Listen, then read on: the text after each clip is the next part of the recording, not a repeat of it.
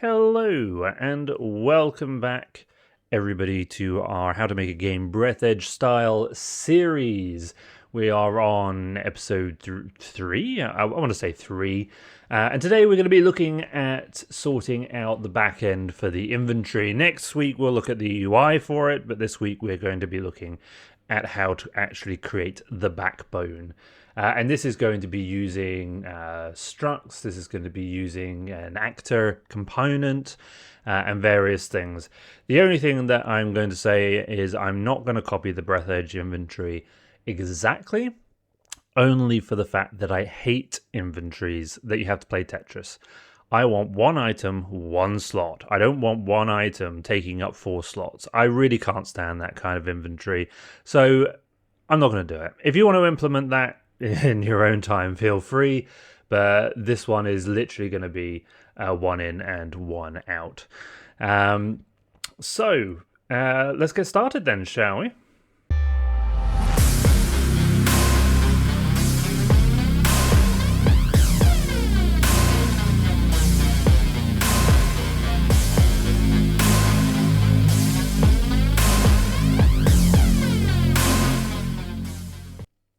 Okay, so as I stated, this is going to be majority the back-end stuff, so it's going to be C++, and we need some new stuff. I'm going to need an empty class.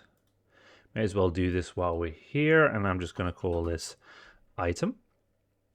And this is going to contain our struct definitions.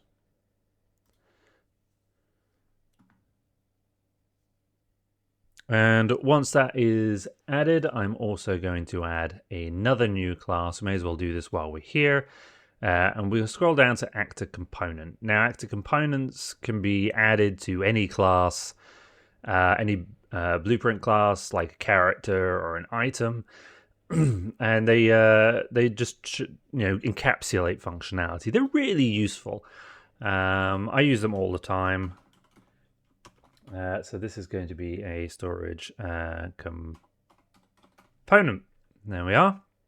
Create that. I'm going to add that. And then hopefully we can just move straight into C++. Marvelous. So one thing we don't need this in the item. It does create an empty class. We actually don't need the CPP file at all, so you can remove it and then regenerate your solution. That's a way of doing things, but for the moment we'll just leave it there. Come on, save. Thank you. So what do we need? First we need to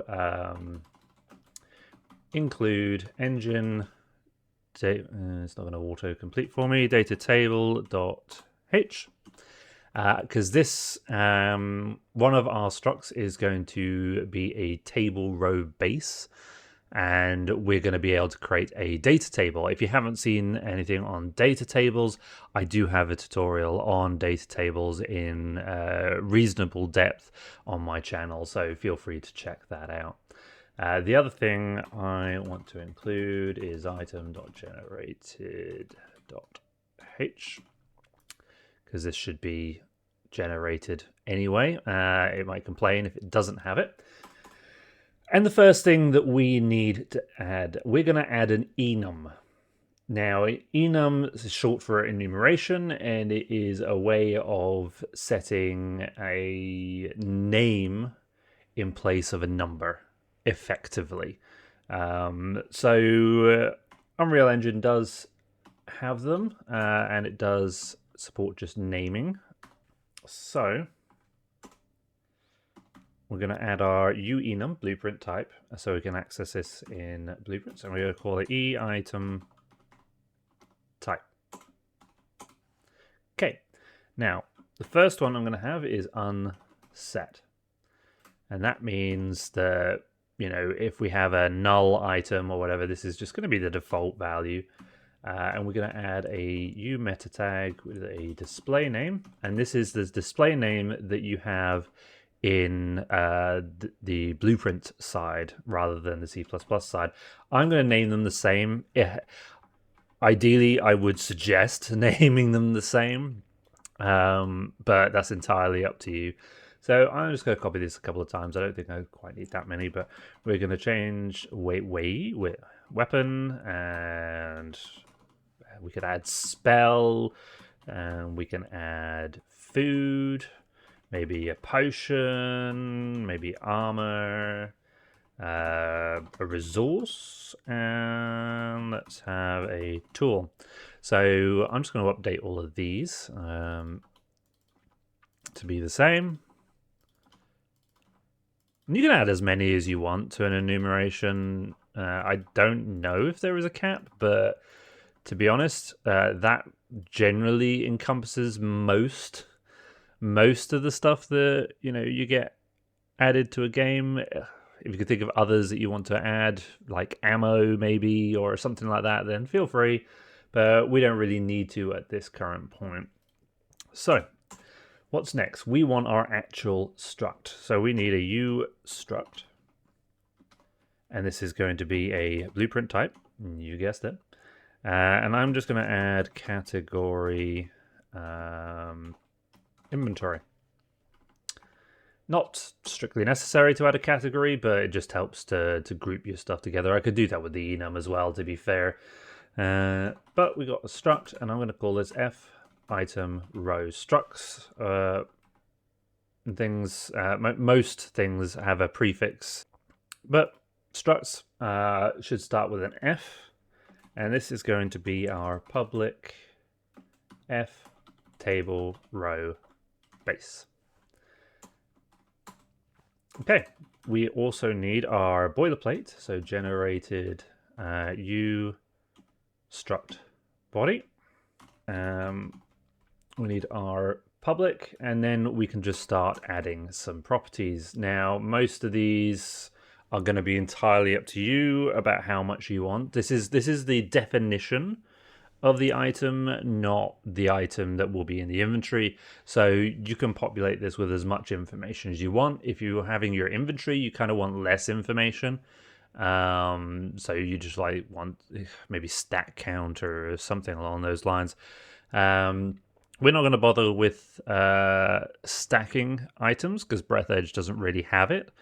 If you are interested in a more in-depth inventory, I will be releasing a Udemy course very soon on Udemy, which is a full inventory building crafting system that's fully multiplayer ready. So that will be I will advertise it on my channel when it's out, but if you want a more in-depth, that it does include things like stacking and other stuff, so stay tuned for that. But for the time being, we're going to keep this simple. So we need a U property. There we are. This is going to be edit anywhere, blueprint, read write, and I want my category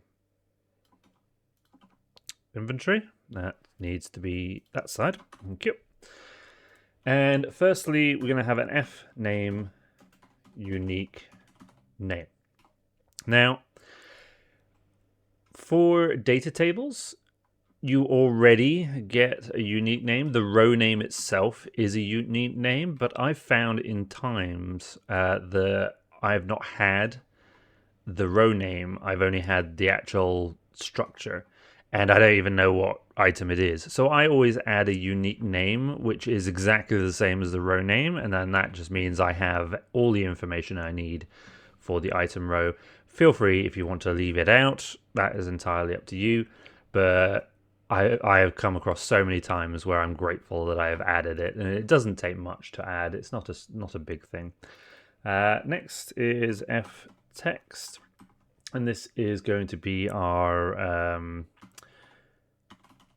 display name. So this is the name that we will present to, the player. We also need a description. There we are. We could add a use action. So we have the display name. We'll have a description underneath it to say what it is. And then if it's something maybe like food, you could have this item is eaten, or this is used in crafting or something. I mean, you can put that in the description. That's entirely up to you. But I like to have that separate because sometimes you might want it different, and descriptions can be very long. What else do we need? We need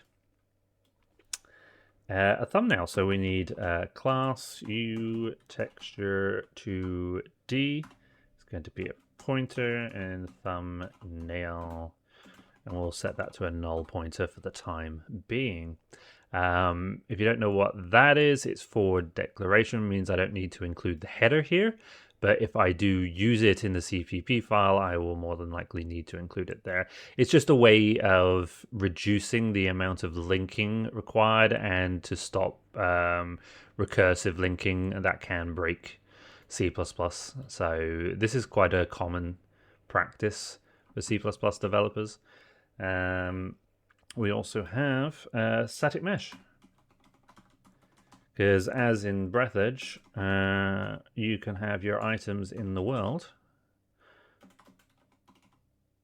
I'll just put that to null pointer, and you need to know what mesh to display, because all of them are going to be different. So having that there, that at least allows you to say, right, this metal is this mesh, this iron is this mesh, this plastic is this mesh. So that at least allows us to define it here, which means that we don't need to create an item for every single type of item. We just need the definition, and then we can just have one class that says, right, what mesh am I loading? Here it is. Marvelous. Makes it nice and simple. So what else have we got? We need our enum. We created our enum. We haven't used our enum, so I'm just going to copy that. Now, adding enums to structs, you actually need to wrap it enum as byte, and then you put this in as the templating item. So this is a specific class that basically converts this enum for you, and it's a template class as prefixed by the T, and the fact that you're setting a template here. I don't know, can we peek definition on this? Yeah, see, template class in enum type, and then everything is tied to that. So we need to do that. It's just what they require. You can't just set it without. It will throw an error, so don't forget that. I'm just going to call this item type. I don't want to call it type because I think that's reserved, and we're going to set this to unset because we want to default that to unset. The only other property I want to add, I'm just going to copy one of these, is a boolean for is consumable. That's pretty much it for that for the item definition. We now need to work on the actual item that we will be storing in our inventory itself. So I'm going to just copy this because then we can just paste it down below and tweak what we need. So this is not going to be subclassed, and I'm just going to call this F item. It's going to have a unique name because then that matches that, and I can do a match on there. We have an int index. The index, hard to explain this one. Basically, I found with the array system and things in Unreal Engine that you don't always know the index of the item. And especially if you're doing drag and drop, unless you store the index in the UI, it's a little bit finicky to try and marry up what item you're removing. So I add the index to say, and this index will match the array index, and then that'll at least give you the information here. And again, you don't have to count references or anything. It will just make it an awful lot easier. It's entirely up to you. I'm going to get rid of most of that because I've now got some copies here. We also need a boolean for is empty. Now, the is empty is best explained as your inventory will never be empty. It will always have items. So if we have a capacity of 20, it'll have 20 items, but they will be marked as empty. And this means that we can predefine the array size ahead of time. We can set up the empty things. The UI can then display an empty box. And then when we come to adding items, all we need to do is effectively just change the name. That's it. So that makes that nice and simple, and that just means that all UIs are pre-done and you don't need to keep regenerating them from scratch every time you want to make a change. The other bit we want on here is selected, and that's just highlighting specifics. We do need to add another one, but we haven't actually created it yet, but I will add it here anyway because we're not going to compile just yet. And I'm going to forward declare a U storage component item owner is equal to null pointer. So this item owner is going to be the storage where this item is stored in. And the reason I'm doing that, again, is mostly for the drag and drop aspect of things, is that when you need to remove this item from something, you can then just call its item owner .remove rather than having to pass additional references to, you know, the drag operation. It just streamlines it. It's not really it's not the only way of doing it. It's just the way I have done it, and it does work very well.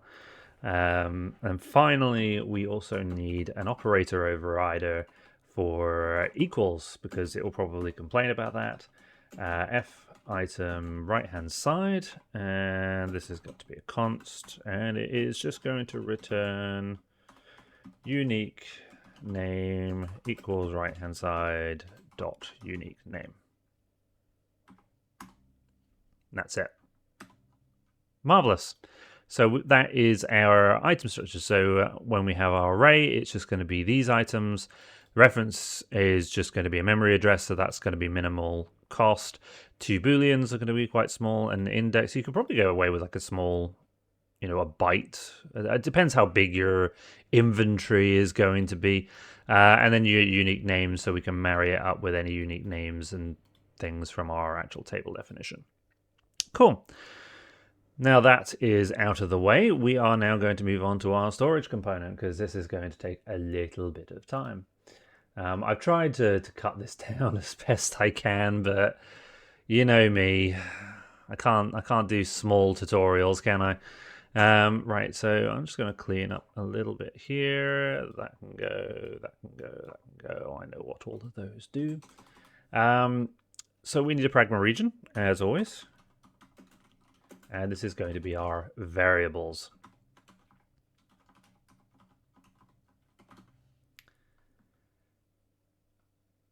We don't have many variables to do, so I'm going to copy that, because that will just save me typing that out every time. And we're going to have an integer for capacity. Okay. So that is how big how many slots are available in your inventory. We are also going to have one for slots filled.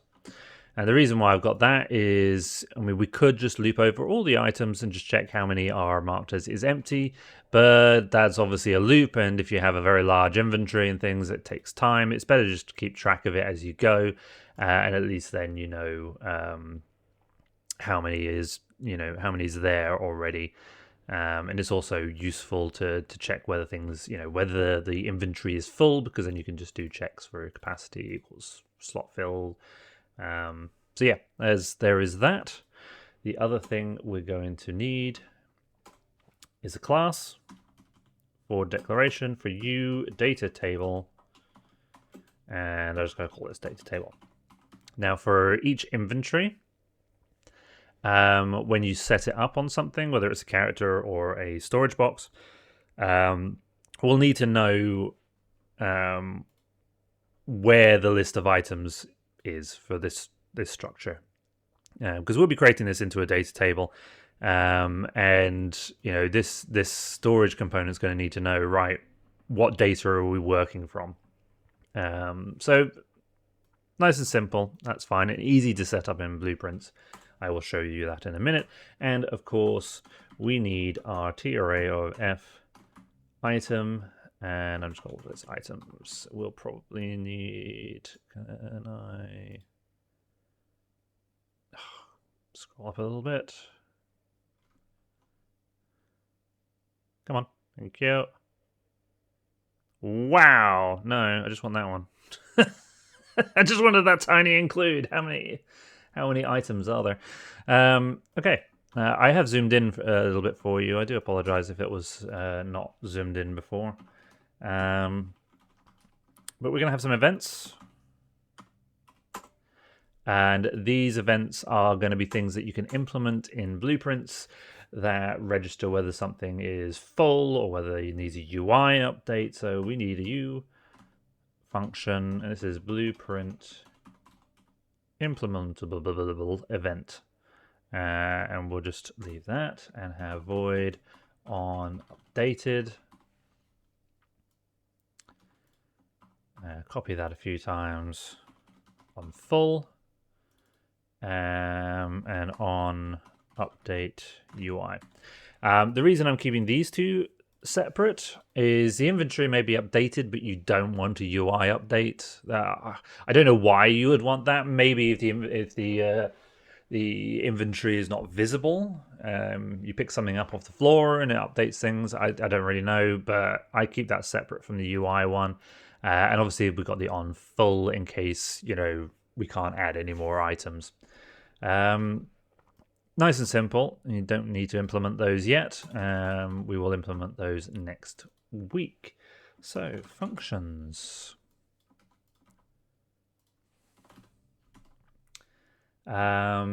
We're going to have these functions, and then what we're going to do, I may as well just create that now, is we're going to have our blueprint functions. Our blueprint functions are pretty much going to be identical to the functions, but just exposed to blueprints. And I will explain why I have done those again separate in a moment. But first, we want a get first empty, just so we know if we just add to an inventory, if we haven't just dragged and dropped into a particular space and we've just specifically added to the inventory, we want to know where the first available slot is. So that's what that purpose is. And add empty at index with an integer of index. This is specific to if you remove an item, you want to replace it with an empty. Should be fairly straightforward. And we have virtual add item, which is going to take an F item. And we want to copy that. Add item at index, which is going to have an index. So those two, and we want the same, but for remove. Remove.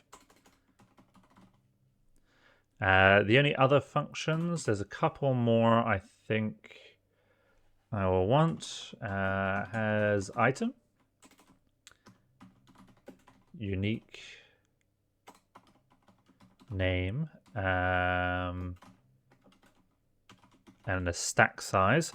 I know we said we're not implementing stack size, but a lot of the recipes say, oh, we need 3 metals. So this function will be generic to say, right, pass in metal and we want 3 of them. Does it have it? Yes, right. So it's not quite implementing stack, but it's at least in implementing the count for how many items of that type. We want a can take item, which is going to take F item. And the int count item, which is an F unique name. So yep, that was a lot of functions. I will do the blueprint ones in a moment. I want to actually get on with actually implementing them. So best way I find is just to copy. If you've got the plugins or whatever that automatically fills these out, feel free. I do not have that because it costs money and I'm a cheapskate. So let's just not delete the whole thing. And we want to replace that. Now, most of these are very simple. This one is just for f item a in items. If a dot is empty, return a dot index. Otherwise, return -1. Nice and simple. And that's just looping over and finding the first available empty. So as the name suggests, the add item at index. So we want an f item, if I can spell. We'll call it E just because I'm lazy. And we want to define our struct. So e.index is going to equal our index that we're passing in. So this one here. E.isEmpty is going to equal true because we are adding an empty. E.itemOwner is equal to this because we're adding it to this inventory. And items.insert e at index return index. And the return index is just to confirm that we've added it. Okay.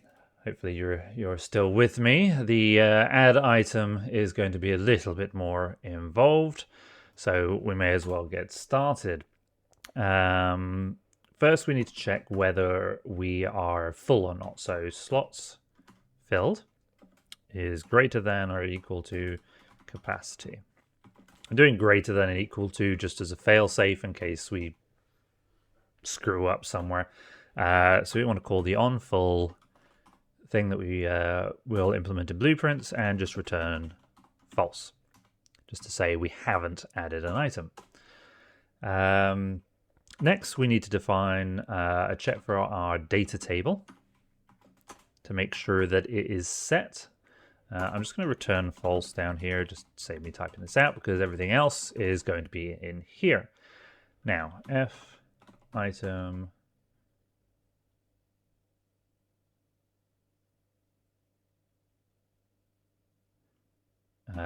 row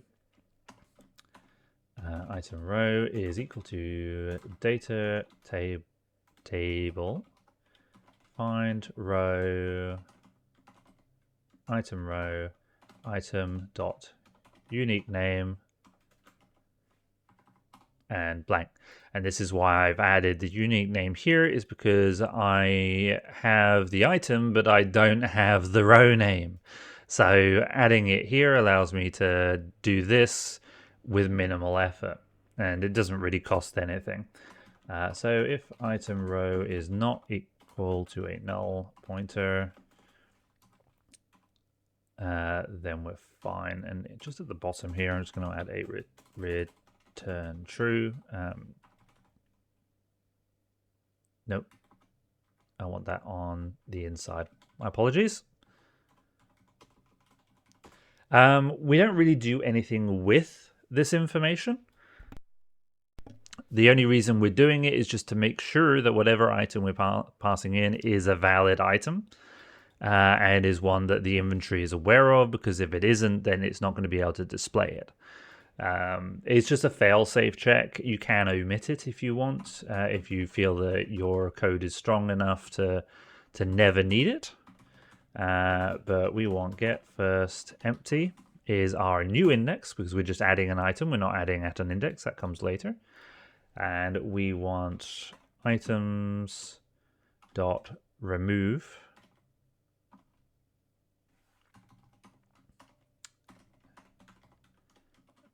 at new index because this is going to be an empty. We want our item that we passed in.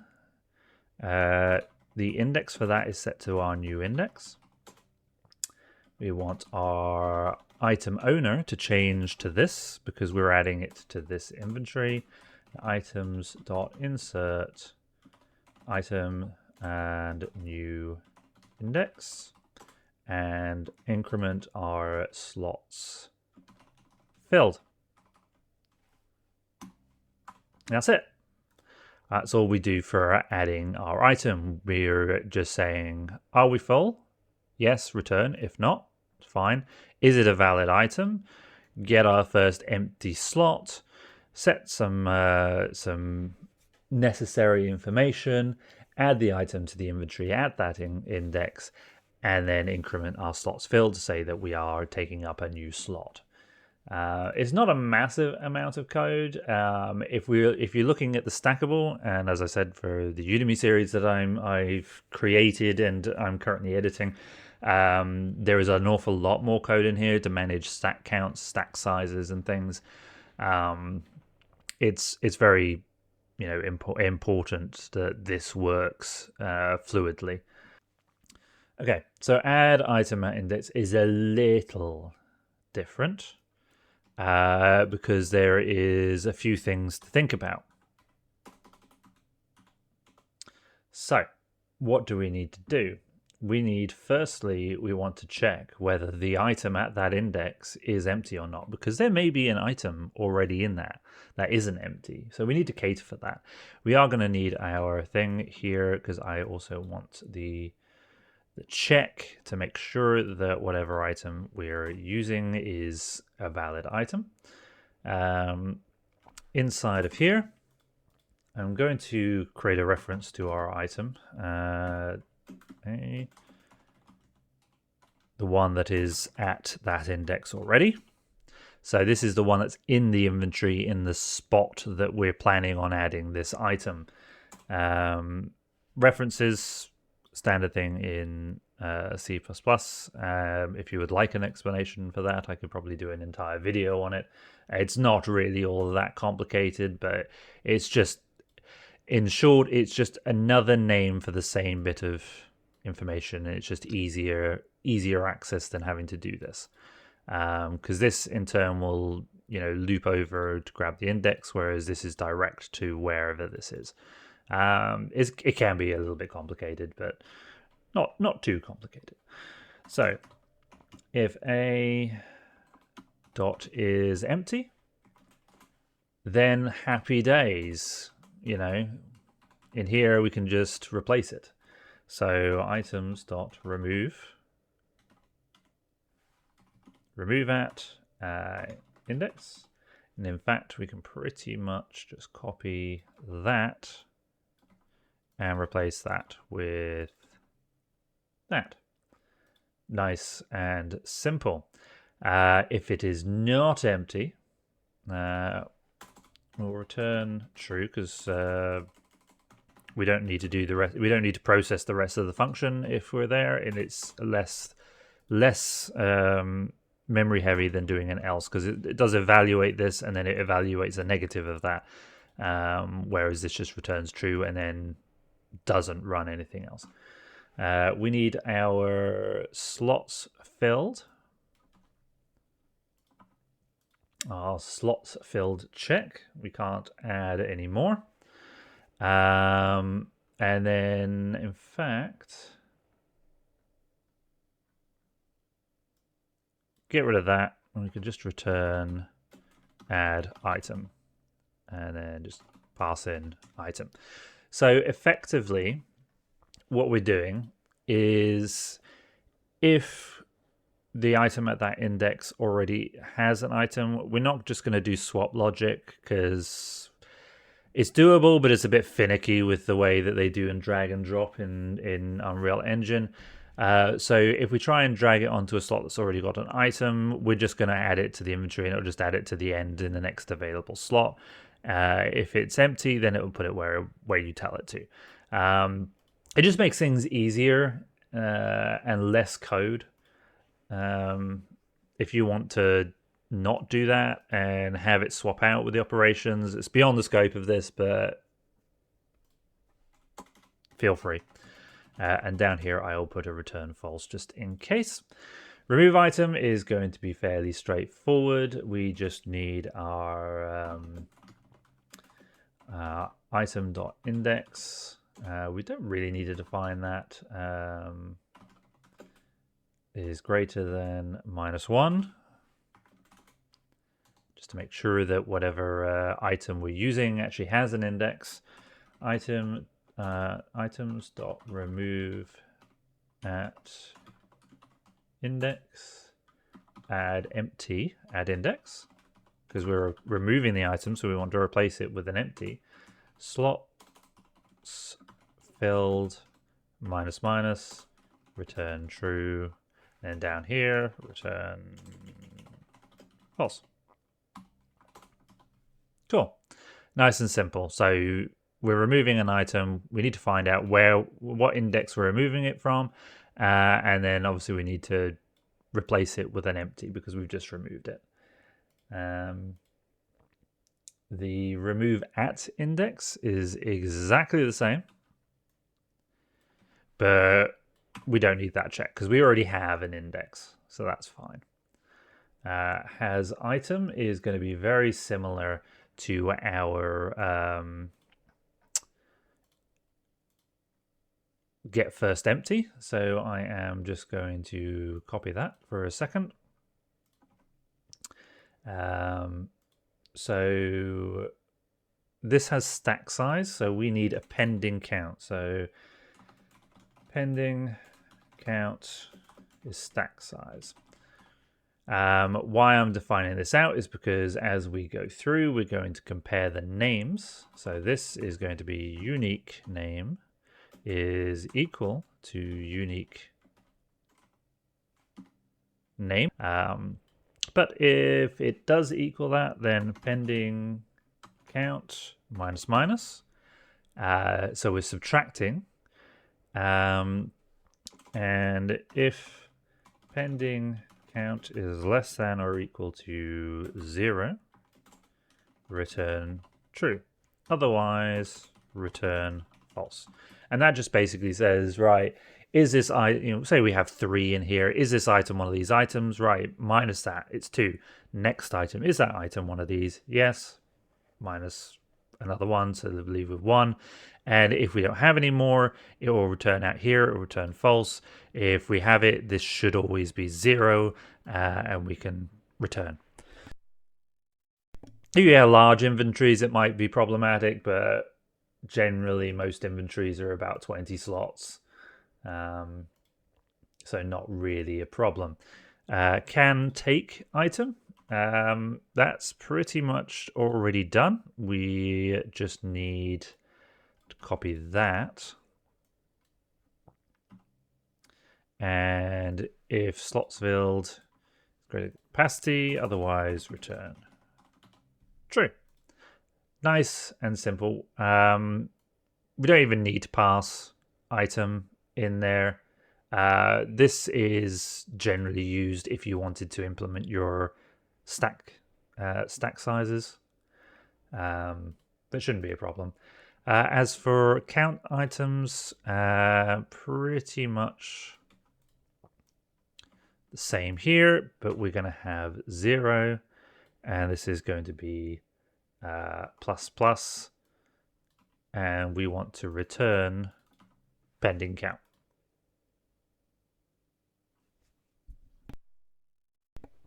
So that's just looping over and saying, right, is this item the item we're looking for? Right, add it. And we want to count how many of that specific item. And that'll be useful for the crafting and things later down the lines.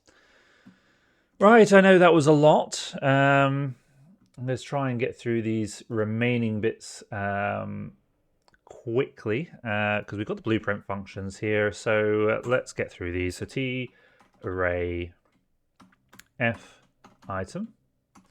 And I'm going to call this get items. And this I'm going to declare in here because we don't really need it.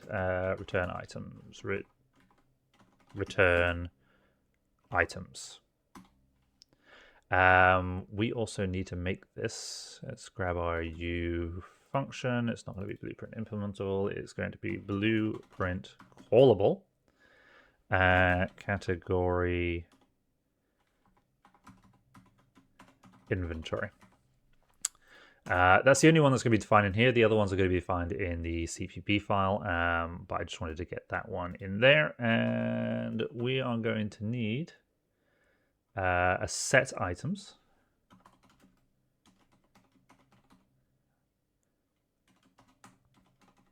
which is going to take a T array of F item, and that's just going to be the list. This function is primarily going to be used for saving and loading later down the line. By default, we're going to implement in the constructor of this function that it adds empties to all the stack size. But when we load a game, obviously we might have a pre-existing inventory, so this gets called after the fact, and then that can just loop over and sort out the inventory to what it should be. We also need, I'm just going to call add BP item, and that is going to take our F item. Guess what that function does? It calls this one. So that's nice and simple. There's not really any logic to that one. And add item at index, which obviously has index. And then we have the same for remove.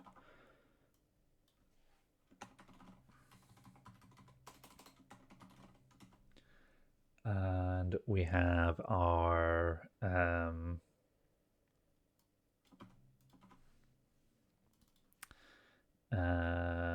BP has item, and that is going to be an F name. It's going to be the same as that. May as well just copy that. And then we need BP can take item.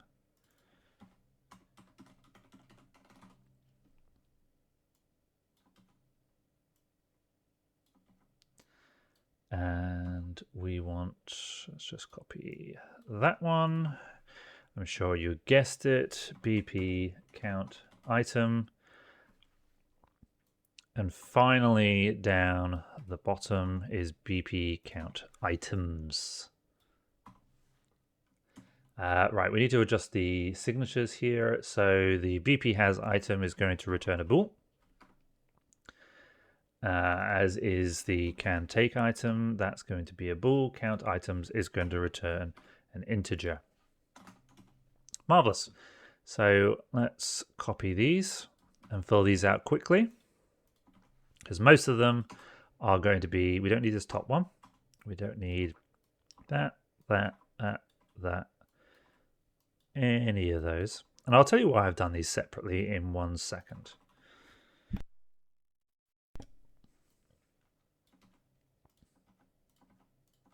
Once I've finished doing the boilerplate.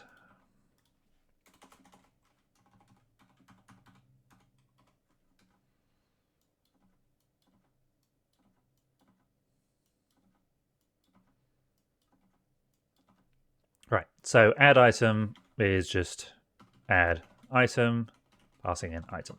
Most of these are going to be like that. So add item at index, item index, remove item,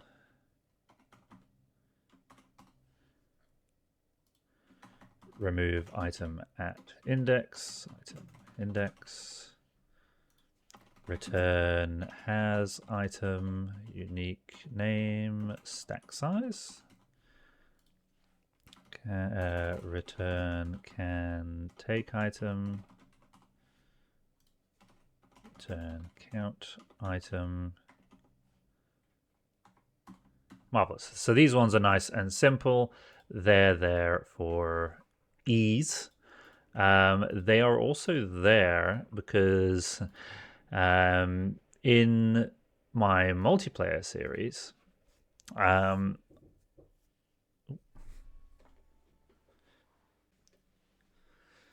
so the reason for adding it here is mostly down to multiplayer, because we can have these set in our constructor, in our definition up here, to server reliable, and then we can just change these to implementations, run on server, and it's sorted. Nice and simple and easy to implement. I prefer keeping them separate because these functions, certainly in the multiplayer things, might call other things, and certainly when it comes to my more detailed course. So this is just how I have it laid out. As for set items, this is going to be slightly different. Items.empty, because we want to empty all the items that are in our current inventory. If list.num is actually a function greater than 0. So for int I equals 0, I is less than capacity. I plus plus. This is the old style loops. I'm not going to do the negative version because I want these in order. So if item equals list at index I, item owner equals this. Item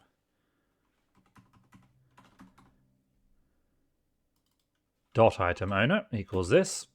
Items dot add at item. Now, the reason I'm not setting index is because we're leaping over from 0 onwards. So the index of item 0 in this should be 0, 1 should be 1. There shouldn't be any point where the indexes in this case don't match. If you want to add that check, you just put item dot index equals I. You can do, but kind of irrelevant, I think, in this case. The only other one to do is this bb count items. So int counter equals 0 for f item, and I'm going to reference that because I don't want it copying the data around. If not a dot is empty, we want counter plus plus, and then down here return counter. Right, I've misspelled counter. Well, not misspelled it, but obviously, capitals. Okay, so that should be everything. And if I've made any mistakes, I have made a mistake. What have I made?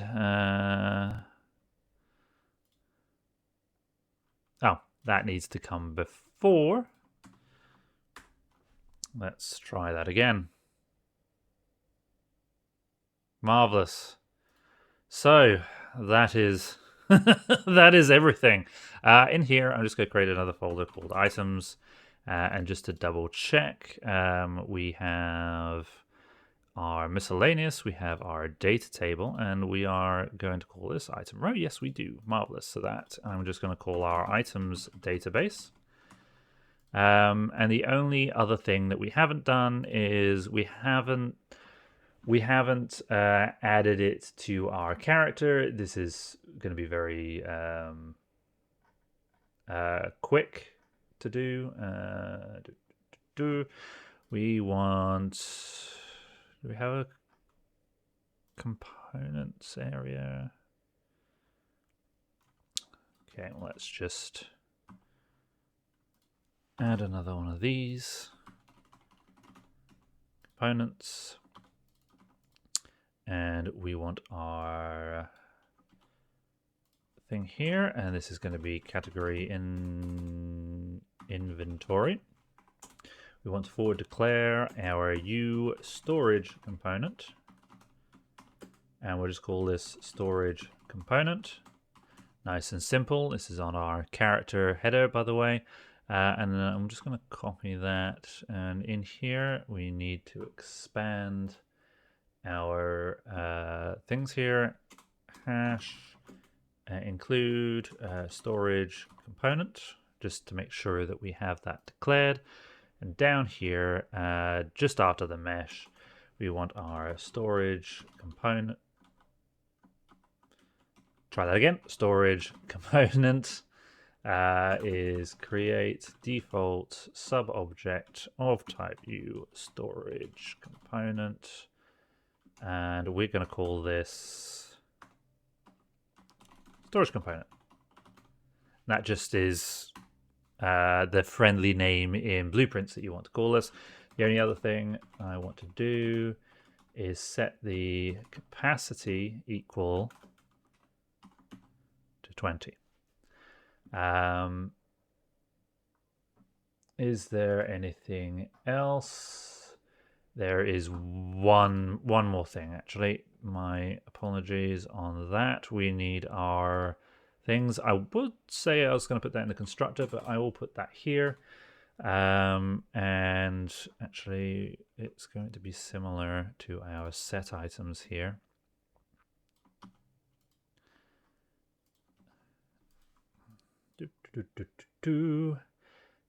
We don't need that. That's fine. And here is just going to be our F item, and we just need. We actually don't need that. That's fine. We can just call add empty at index and say I. And that just loads up all the empties that we need that we discussed earlier. Cool. So that, in theory, if we come to our blueprints first person, we now have our storage component on here. See, we've got a data table. We can now set that to our items database. And I think that is going to be it for this tutorial. There was a lot of C++ going on in here. An awful lot of C++, but this is probably one of the more heavier components to do. And it's done. Now, we can add that to our character. We can create a storage chest. We can create storage bins. Later on, when we have our crafting bench, if we want them to have their own storage so they can work on their own, we can just add this component to it and it will be done. So yeah, next episode, we are going to go over the UI for this. I'm hoping it will be a shorter video because all the work we've done in this one should have killed a lot of the work that we need to do, certainly with all the helper functions. And we're going to be looking at the drag and drop side of things, the click to transfer and dropping on the floor. And if we have time, I will have a look at the items and pickup items. If not, that will be for the following tutorial after that. But thank you very much for joining. I hope it wasn't as heavy as I think it is, but needs must when we're doing games with C++. So thank you very much for joining, and if you're not following the channel, feel free to follow the channel. It just helps me, massively gauge, how many people are watching this and whether it's even worth it. So yeah, thank you very much. Stay tuned, and I will see you next time. Bye for now. Bye-bye.